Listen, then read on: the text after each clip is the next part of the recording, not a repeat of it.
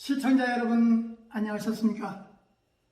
주님과 함께 5분 묵상의 시간을 갖겠습니다. 오늘은 에스겔 3장 말씀을 묵상합니다. 본장은 에스겔이 소명을 감당하기 위하여 어떻게 준비하였는지를 보여줍니다. 하나님은 에스겔을 파수꾼에 비유하면서 그의 사명과 책임을 일깨워 주셨는데, 에스겔이 선포해야 할 하나님의 말씀은 구체적으로 두루마리에 관한 것이었습니다. 에스겔이 이 두루마리를 먹었다라는 것은 말씀을 전하는 선포자가 먼저 하나님의 메시지에 순종해야 함을 의미하는 것입니다. 하나님은 에스겔에게 애가와 애국과 재앙의 말이 기록되어 있는 두루마리를 받아먹고 이스라엘 족속에게 가서 일치라고 하여 두루마리를 받아 먹었는데, 그가 먹을 때 그 입에 꿀같이 달았다고 했습니다.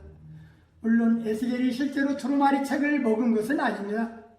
그 일은 환상 중에 일어난 사건으로 곧 하나님의 말씀을 입에 담아 그 말씀을 유다 백성들에게 보태거나 빼지 말고 진실되이 선포해야 함을 의미하는 것입니다. 오늘날 우리가 성경책을 진짜로 먹을 수는 없지만 하나님의 말씀에 대한 식욕을 증진시킬 수는 있는 것입니다. 매일 일정 시간 성경 말씀을 읽고 묵상할 때 이 식욕이 생기게 되는 것입니다.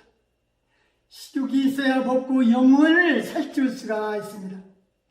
말씀을 읽고 묵상할 때 이 식욕이 생기게 되는 것입니다.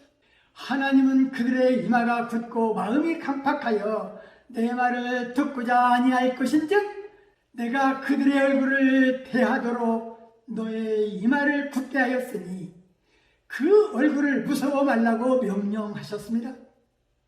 주의 신이 그를 들어 올리실 때에 여호와의 저수에서 나는 소리가 있었는데, 찬송할지어다 여호와의 영광이 그의 초소로부터 나오는도다 하니, 이는 생물들의 날개가 서로 부딪히는 소리와 생물 곁에 바퀴소리가 크게 울리는 소리였습니다.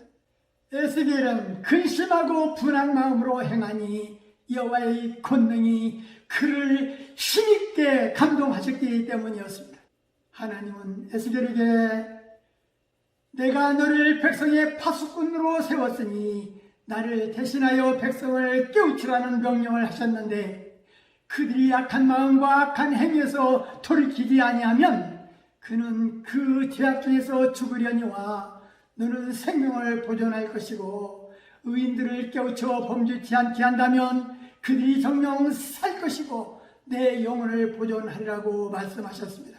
여호와는 에스겔을 벙어리 두게 하셔서 하나님께서 허락하실 때만 이스라엘 족속에게 책망하시게 하실 것이라고 하셨는데, 왜냐하면 그 백성이 패역한 족속이었기 때문이었습니다.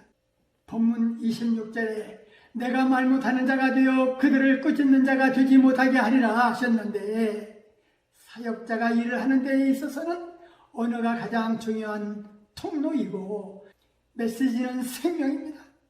왜 하나님은 그에게 메시지를 전달하고 선포하는 중요한 책임을 맡기시면서 벙어리가 되게 하셨을까입니다. 바로 모든 사역은 하나님을 의지해서 해야 하며 말씀해 주시는 것만 전해야 한다는 것을 보여주시기 위해서입니다. 하나님은 에스겔에게 벙어리 같은 삶을 살게 하셨고 꼭 필요할 때만 그의 입술을 열어주셨습니다. 말씀을 상고하며 기도하며 묵상의 시간을 마치겠습니다. 좋으신 하나님 아버지, 에스겔 3장 말씀을 묵상하면서 사로잡힌 내 민족에게로 가서 그들이 듣든지 아니 듣든지 그들에게 고하여 이르기를 주 여호와의 말씀이 이러하시다 전하라 말씀하셨습니다. 우리 믿음의 성도들은 모두 이 패역한 세대에 하나님 말씀을 전하는 파수꾼으로 세운 받았사오매, 우리는 가정과 이웃들에게 이러한 역할을 잘 감당하게 하옵시고 세상을 향해 담대하게 하나님 나라를 선포하게 하옵소서. 전파자는 때를 얻든지 못 얻든지 전파하게 하옵소서.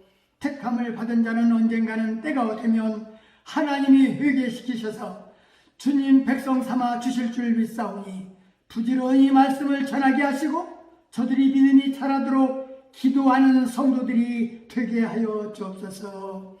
예수님 이름으로 간절히 기도하옵나이다. 아멘.